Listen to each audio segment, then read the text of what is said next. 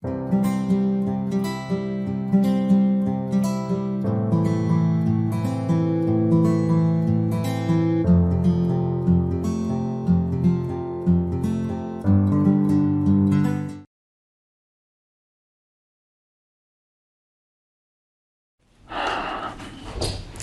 mais moi j'ai rien à voir avec tout ça. Moi, j'ai rien à voir avec ces gens-là. On dit souvent ça. Molière, sa vie, son œuvre.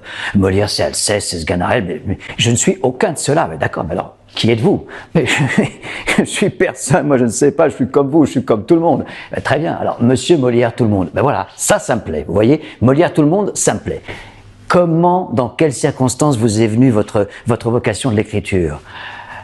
Oh, j'en sais, j'ai jamais eu la vocation de l'écriture. Moi, j'adore écrire, mais c'est arrivé comme ça dans ma vie, par accident, par nécessité.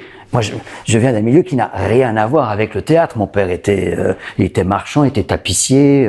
Ma mère était fille de marchand. Après le décès de ma mère, mon père se marie avec une femme qui elle-même est fille de marchand. Vous voyez, c'est une lignée de marchands, quoi. Et mon père avait, grâce à sa réputation, il avait réussi à acquérir la charge de tapissier du roi. Ça veut dire qu'il était valet de chambre du roi, avec cette chose particulière qu'il avait négocié la transmission automatique de la charge de tapissier du roi à son fils aîné, Jean-Baptiste. C'était ça, la vie qui était prévue pour moi. Vous voyez, je devais devenir valet de chambre du roi, mais valet de chambre.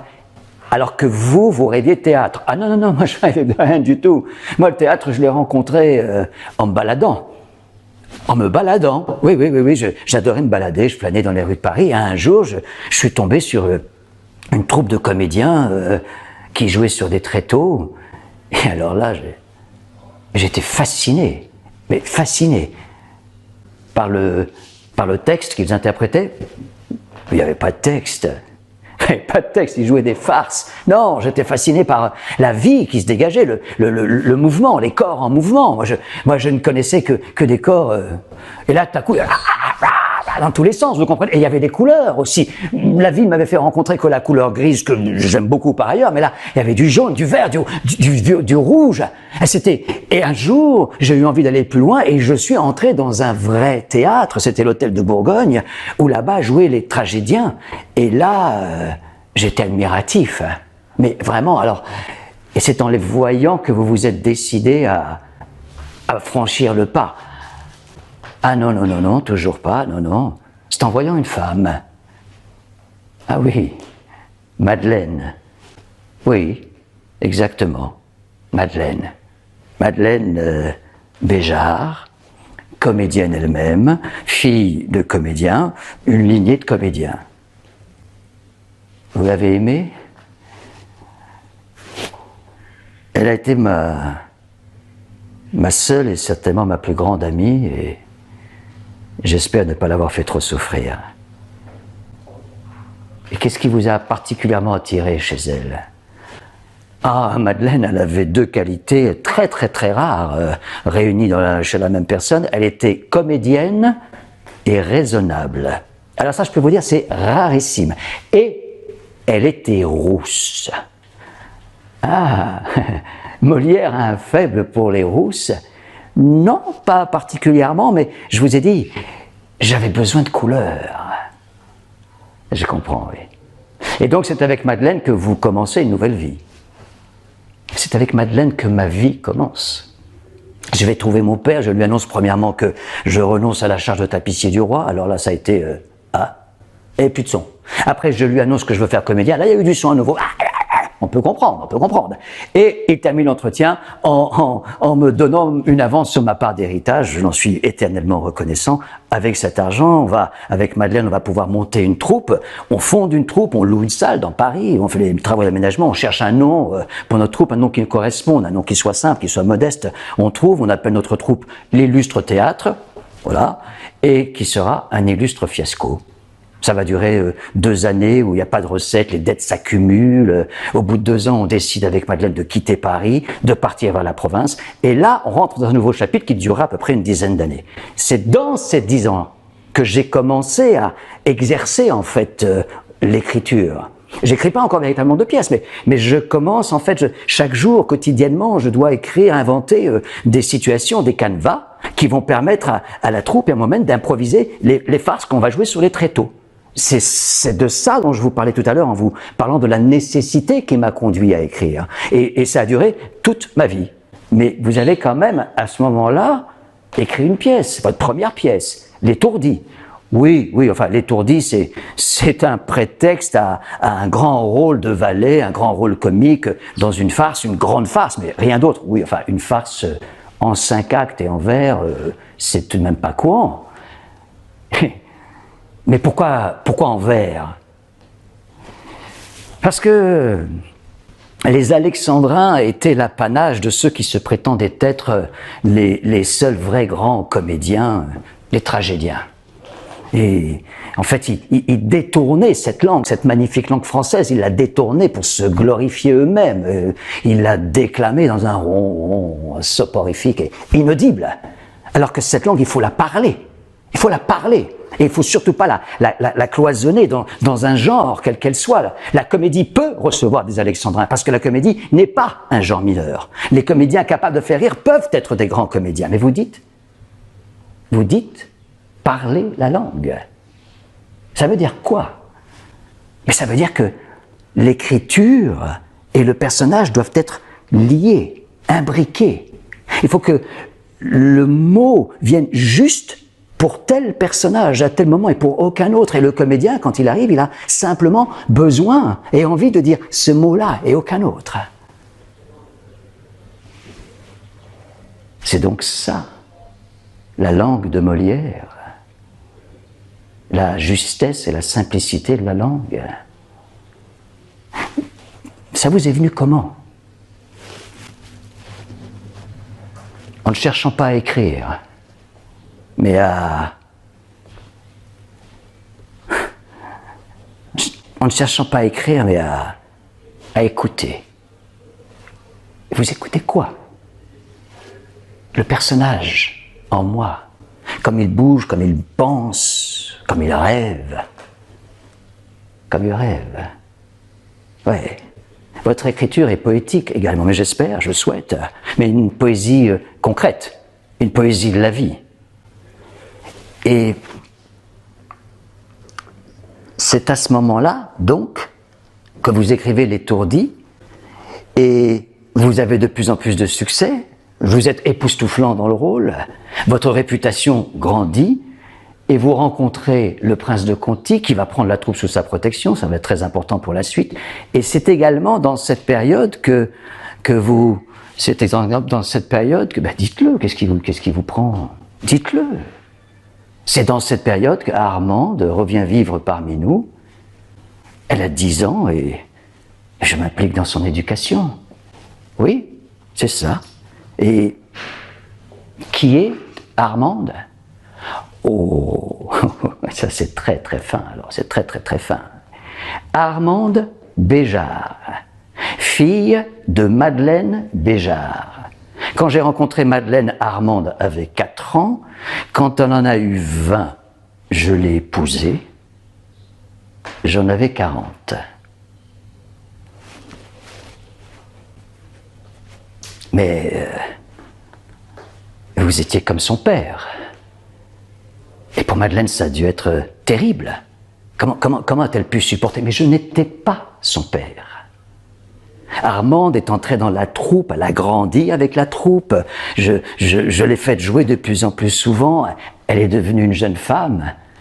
Et oui, j'ai essayé de l'aider autant que je pouvais. Elle était une bonne comédienne. Elle était lumineuse, et surtout elle attirait la lumière à elle. Elle en avait besoin. Et puis j'étais également le chef de la troupe, j'étais également l'auteur. Et elle avait une façon de me regarder, une façon de s'abandonner, qui faisait que je me suis cru aimé. Madeleine m'aimait. Elle ne m'a jamais quitté. Et elle a tout accepté. Mais Madeleine ne s'abandonnait pas. Non. Elle ne pouvait pas. Je vous l'ai dit. Elle était comédienne et raisonnable. Donc, Armande a 20 ans, vous l'épousez, vous en avez 40, et vous écrivez l'école des femmes. Ah oui, non mais là je vous vois venir, ça n'a mais rien à voir, mais absolument rien à voir. Moi quand je commence à écrire l'école des femmes, j'écris une comédie, une grosse, une énorme comédie et... Vous ne me croyez pas, vous ne me croyez pas. De quoi parle l'école des femmes? Vous connaissez la pièce, allez, racontez, de quoi ça parle? Ben, l'école des femmes, c'est un monsieur qui s'appelle Arnolphe, il a 40 ans, comme vous, mais c'est pas grave, et il a une phobie, une espèce de phobie, il est persuadé que toutes les femmes trompent leur mari, alors il veut surtout pas que ça lui arrive, évidemment, et un jour il va rencontrer sur le chemin une paysanne très pauvre qui est avec sa petite fille qui a 4 ans, oui, et là il a une idée, il voit la petite qui est très mignonne, qui s'appelle Agnès, et il se dit, bah, je vais l'acheter à sa mère, et puis je vais la mettre dans un couvent désaffecté, éloigné de tout. Et elle va être isolée, elle va vivre avec mes 2 domestiques qui sont un peu simplés, elle ne va connaître personne d'autre que moi-même, et quand elle aura 18-20 ans, je la sors, et je l'épouse. Et voilà, et ben voilà, c'est ça. Alors, c'est pas de la comédie, ça? Et qu'est-ce que ça a à voir avec moi? Ça n'a rien à voir avec moi, on est bien d'accord? Oui, d'accord, mais attendez, mais le personnage d'Arnolphe, il est tellement loufoque, tellement grotesque, que au début de la pièce, il est là avec son ami et il se vante de son projet. Il lui dit en parlant d'Agnès qu'il veut en un mot qu'elle le soit d'une ignorance extrême, et c'est assez pour elle à vous en bien parler, de savoir prier Dieu, m'aimer, coudre et filer. Alors son ami, évidemment, il est un peu surpris, alors il lui dit, mais une femme stupide est donc votre marotte, tant que j'aimerais mieux une laide bien sotte qu'une femme fort belle avec beaucoup d'esprit. L'esprit, la beauté, l'honnêteté suffit. Je ne vous dis plus mot. En femme comme en tout, je veux suivre ma mode. Je me vois riche assez pour pouvoir, que je crois, choisir une moitié qui soit digne de moi. Dans un petit couvent loin de toute pratique, je la fis élever selon ma politique, ordonnant quels soins on emploierait pour la rendre idiote autant qu'il se pourrait. Et il est complètement dingue, non? Ah oui, ça, il est complètement dingue. Eh ben voilà, moi je suis pas dingue. Attendez, encore mieux, après... La scène avec Agnès, vous voyez de quoi je parle? Oui, bien sûr. Arnolphe s'était absenté quelques jours pour ses affaires. Il revient, il a appris que Agnès avait certainement rencontré un jeune homme. Alors il est un peu inquiet. Ils sont dans le jardin, ils se promènent et là il veut savoir ce qui s'est passé. Exactement. Alors allez-y, tenez, on va la faire. Vous faites Agnès. Comment?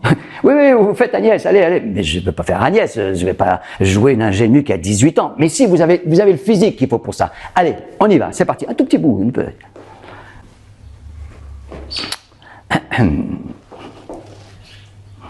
La promenade est belle. Fort belle. Le beau jour.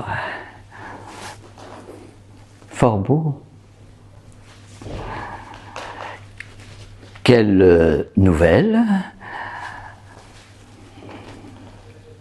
Le petit chat est mort. C'est dommage, mais quoi, nous sommes tous mortels et chacun est pour soi. Lorsque j'étais au champ, n'a-t-il point fait de pluie? Non.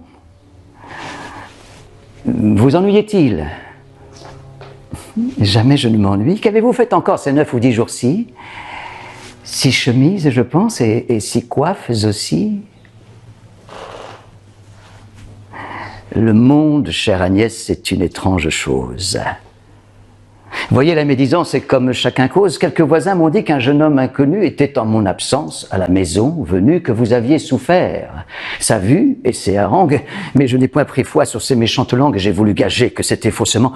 Mon Dieu, ne gagez pas, vous perdriez vraiment. Quoi?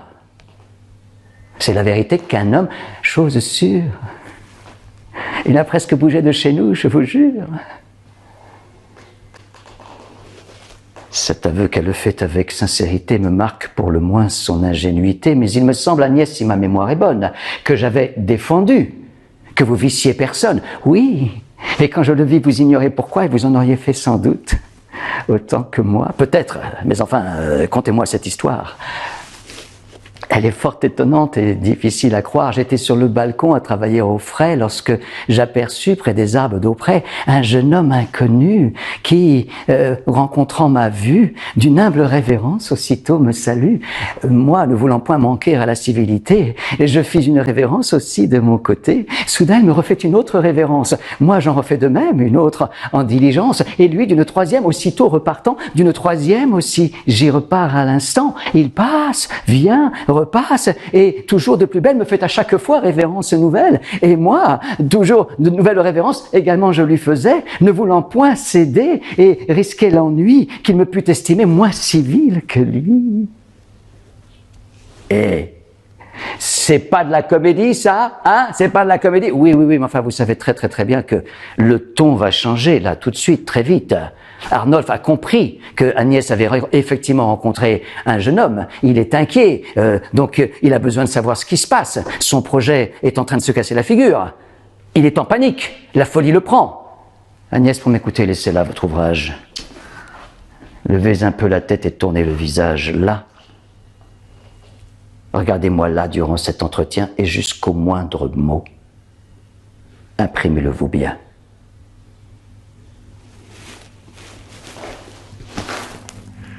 Je vous épouse, Agnès. Et 100 fois la journée, vous devez bénir l'heure de votre destinée, contempler la bassesse où vous étiez, et dans le même temps, admirer ma bonté qui, de ce vil état de pauvre villageoise, vous fait monter au rang d'honorable bourgeoise et jouir de la couche et des embrassements d'un homme qui fuyait tous ses engagements et dont à 20 parties, fort capable de plaire, le cœur a refusé l'honneur qu'il vous veut faire. Vous devez toujours, dis-je, avoir devant les yeux le peu que vous étiez sans ce nœud glorieux, afin que cet objet d'autant mieux vous instruise à mériter l'état où je vous aurais mise, à toujours vous connaître et faire qu'à jamais je puisse me louer de l'acte que je fais. Le mariage, Agnès, n'est pas un badinage à d'austères devoirs. Le rang de femme engage. Et vous n'y montez pas à ce que je prétends pour être libertine et prendre du bon temps.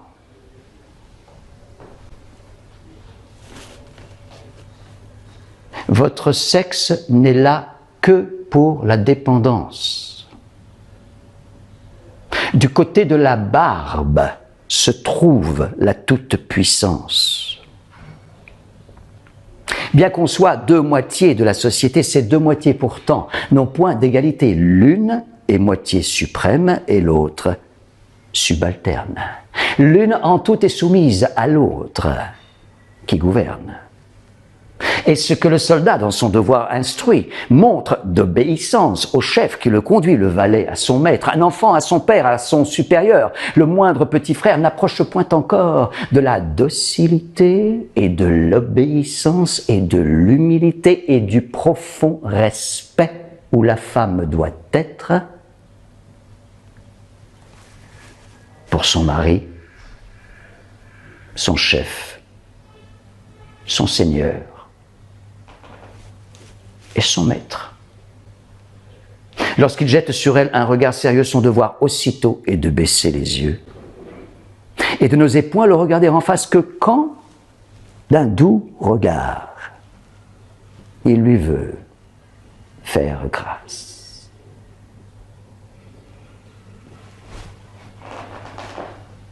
C'est terrible, n'est-ce pas? Oui. Cette scène marque le début de vos ennuis avec les dévots. Oui.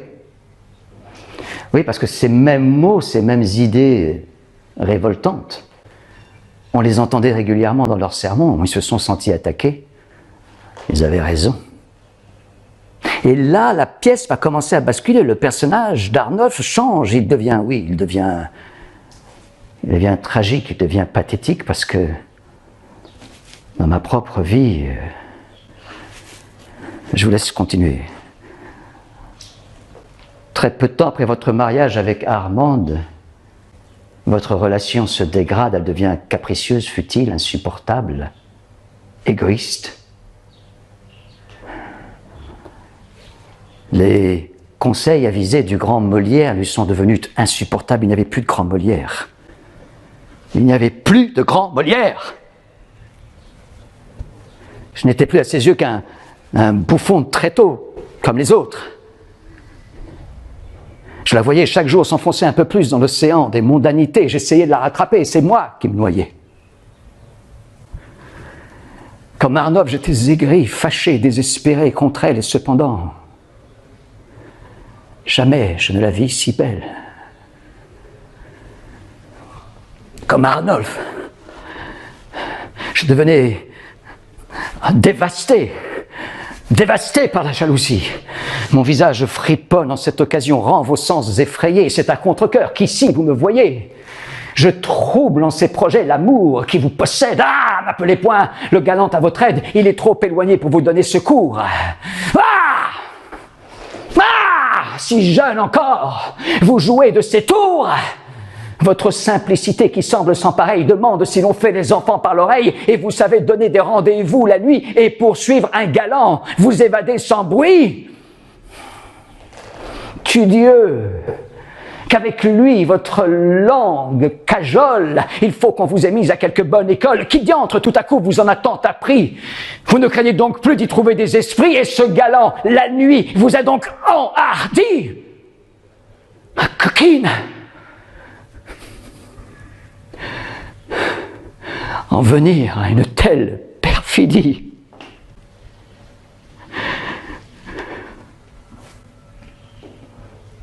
Très peu de temps après votre mariage avec Armande, vous vous séparez. Le mariage n'aura duré que 2 ans. L'école des femmes est un immense succès. Et les gros ennuis commencent. Le prince de Conti, votre protecteur, vous tourne subitement le dos, sans ménagement. Il est devenu, comme il dit, pénitent. Le théâtre est un péché, les comédiens sont à bannir. Et la cabale s'organise contre vous, oui. J'avais en face de moi, réunis par une même haine abjecte, les dévots, les petits blondins courtisans, et les tragédiens. Et cette cabale grandit au fur et à mesure que le succès de l'école des femmes augmente, et vous rendez coup pour coup, on vient vous voir, on vous prévient, on vous dit de cesser de répondre, que le parti des dévots est un parti terriblement puissant. Vous acceptez, vous cessez de répondre, je cesse de répondre et j'écris Tartuffe. Tartuffe. Qu'est-ce qui vous a pris ? Pourquoi avoir pris autant de risques? Je connaissais la malveillance des dévots depuis que j'avais commencé à faire du théâtre.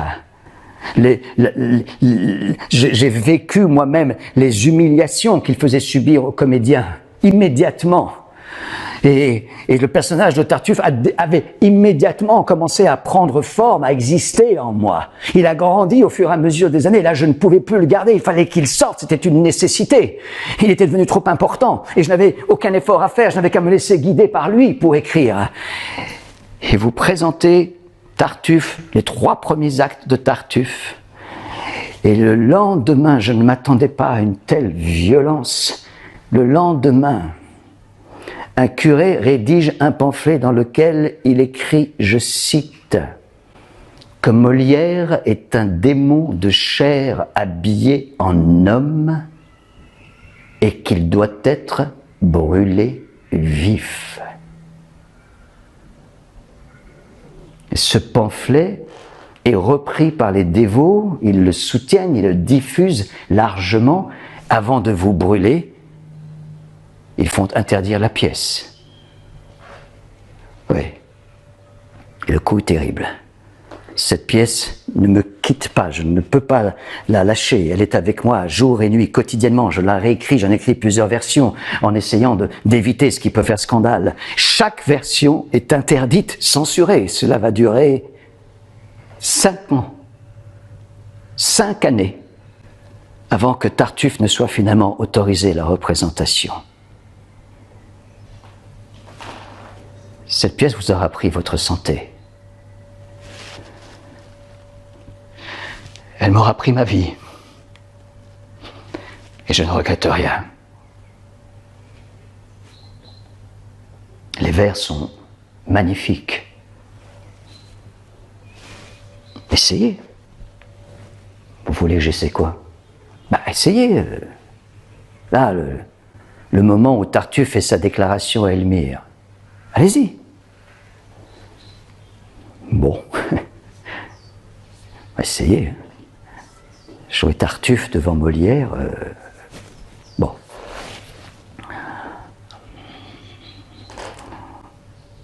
L'amour qui nous attache aux beautés éternelles n'étouffe pas en nous la... Attendez. Si vous voulez vraiment entendre les vers, ne jouez pas dessus. Ne jouez pas en nous expliquant le rôle. On a compris, on sait que Tartuffe est un menteur, un imposteur. Oubliez Tartuffe, oubliez les dévots, les faux dévots, oubliez Molière. C'est juste un homme qui fait une déclaration à une femme, qui va finalement être piégé par son propre désir, mais juste ça, simplement. Un homme qui fait une déclaration à une femme. Allons-y.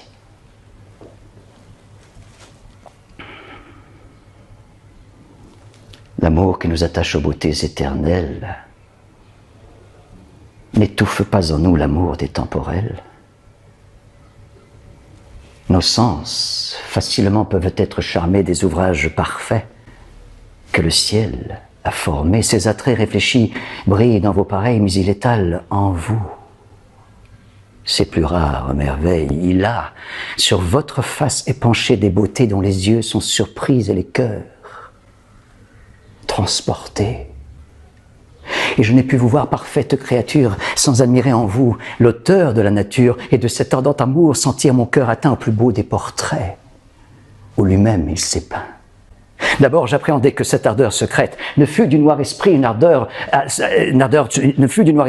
une surprise adroite, et même à fuir vos yeux, mon cœur se résolut, vous croyant un obstacle à faire mon salut. Mais enfin, je connus, ô beauté tout aimable, que cette passion peut n'être point coupable, que je puis l'ajuster avec la pudeur, et c'est ce qui m'y fait abandonner mon cœur.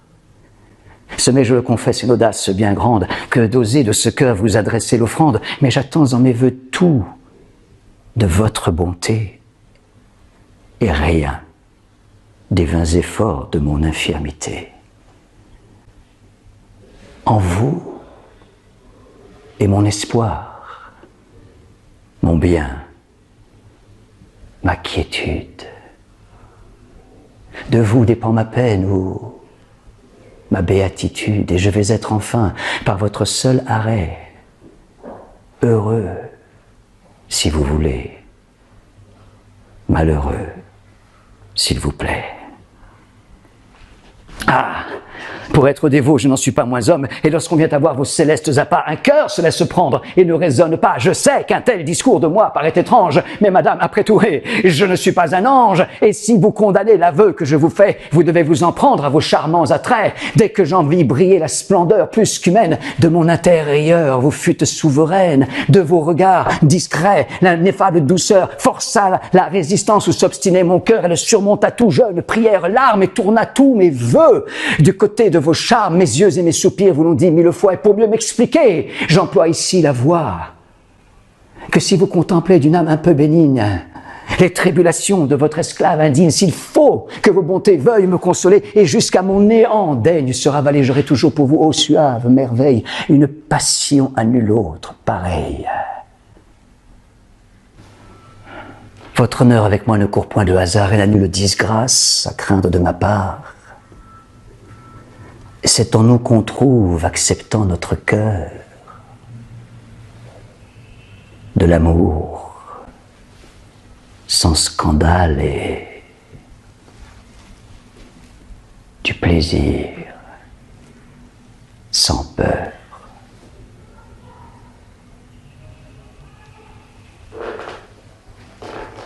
C'est ça qui a fait scandale, vous comprenez? Cette vérité-là. Les dévots n'ont pas supporté que le langage de Tartuffe soit le leur, sans caricature, sans ostentation. C'est pour ça qu'il est tellement important que le comédien ne vienne pas appuyer sur les verbes, mais qu'au contraire, il les laisse glisser, filer légèrement pour qu'on entende, que l'on voit à quel point un faux religieux peut ressembler à un vrai. Et nous pouvons tous en rencontrer. Et nous pouvons tous nous laisser piéger.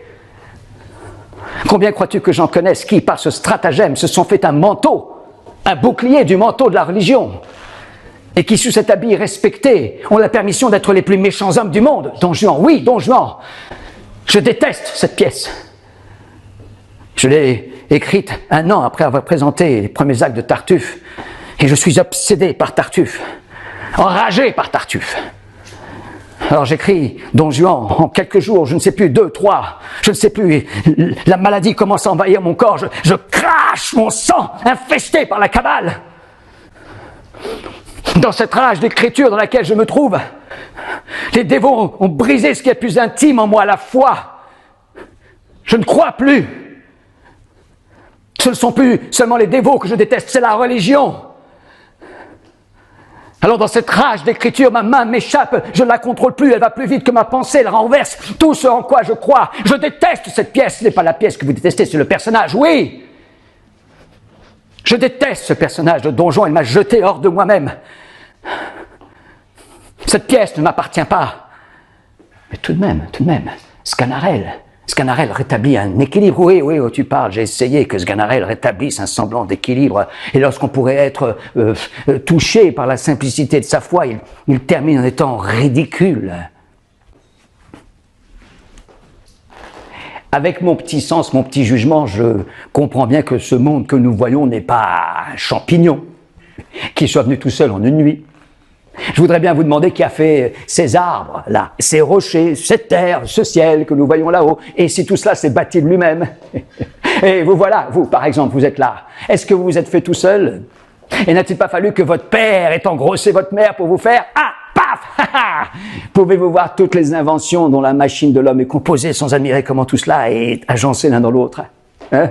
Tous ces nerfs, ces os, ces artères, ces veines, et tout ce poumon, ce cœur, ce foie, et tous ces ingrédients qui sont là et qui...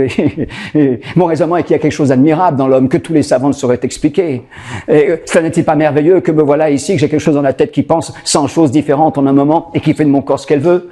Je peux frapper des mains, hausser les bras, hop là, lever les yeux au ciel, baisser la tête, remuer les pieds, aller à droite, aller à gauche, et en avant, en arrière, tourner. Sganarelle se casse la figure et voilà son raisonnement qui a le nez cassé. Mais Elvire. Mais Elvire, c'est d'abord une femme qui a rompu sa promesse. La promesse qu'elle avait faite à Dieu pour suivre et épouser un homme, Don Juan, qui, le lendemain de la nuit de noces, c'est-à-dire après avoir couché avec elle, disparaît, sans laisser de trace. Cette femme, lorsqu'elle finit par le retrouver, elle est en furie, on le serait à moins. Mais c'est d'abord elle qu'elle veut sauver. Elle veut réparer sa propre faute. Me ferez-vous la grâce, Don Juan, de bien vouloir me reconnaître, et puis-je au moins espérer que vous daigniez tourner le visage de ce côté? Madame, je vous avoue que je suis surpris, et que je ne vous attendais pas ici. Oui, je ne vois bien que vous ne m'y attendiez pas, et vous êtes surpris à la vérité, mais tout autrement que je ne l'espérais. Et la manière dont vous le paraissez me persuade pleinement ce que je refusais de croire.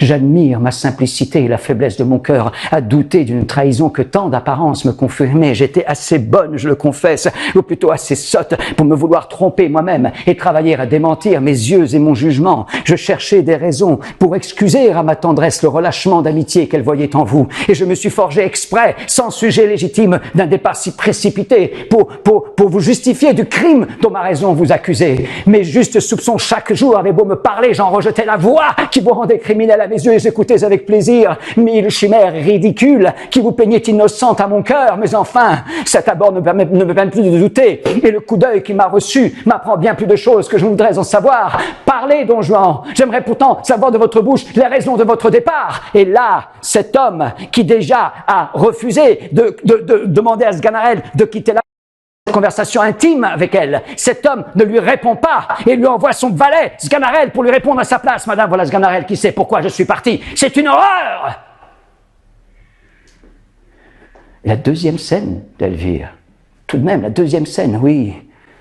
La deuxième scène qui est Elvire, qui est le personnage principal féminin et qui n'a que 2 scènes dans une pièce en 5 actes. Mais l'écriture est tellement sublime, on a l'impression d'entendre des vers alors qu'il s'agit de prose. Oui, c'est une sorte de prose cadencée qu'il fallait trouver parce que quand Elvire revient dans cette deuxième scène, elle n'est plus tout à fait humaine. Elle est une espèce d'ange, de manifestation divine.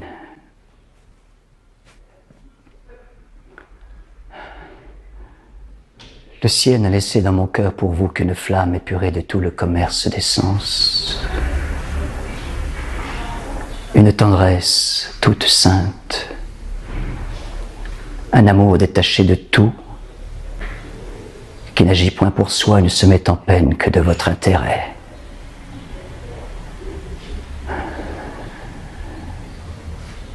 Je vous ai aimé avec une tendresse extrême. Rien au monde ne m'a été si cher que vous. J'ai oublié mon devoir pour vous. J'ai fait toutes choses pour vous. Et toute la récompense que je vous en demande, c'est de corriger votre vie et de prévenir votre perte.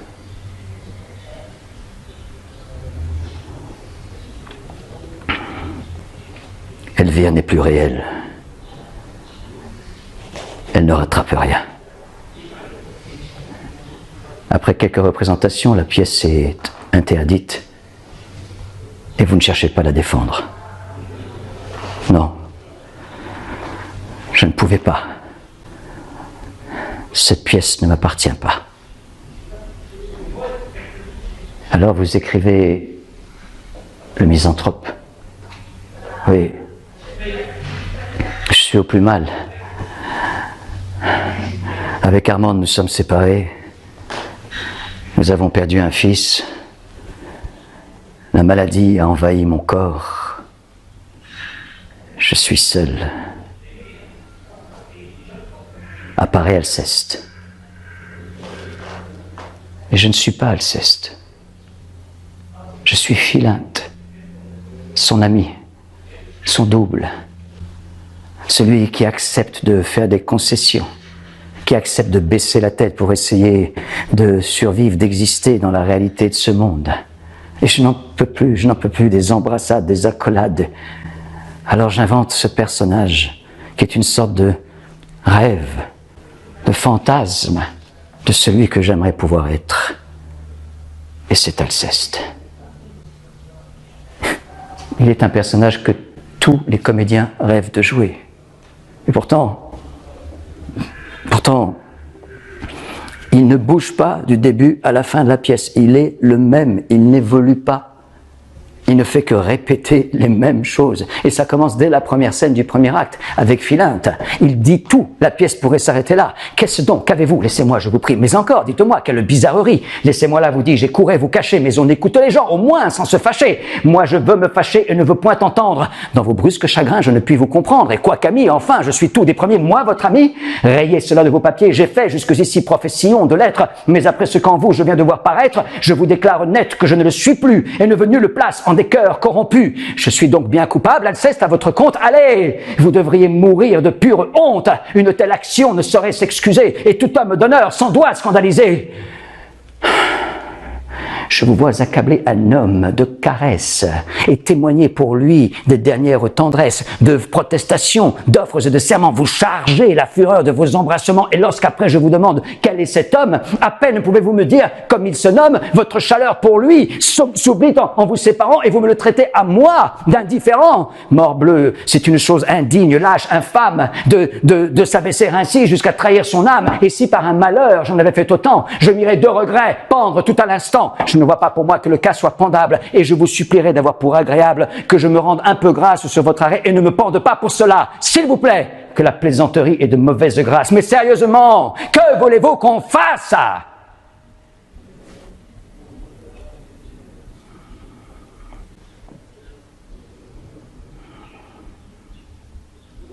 Je veux qu'on soit sincère et qu'en homme d'honneur,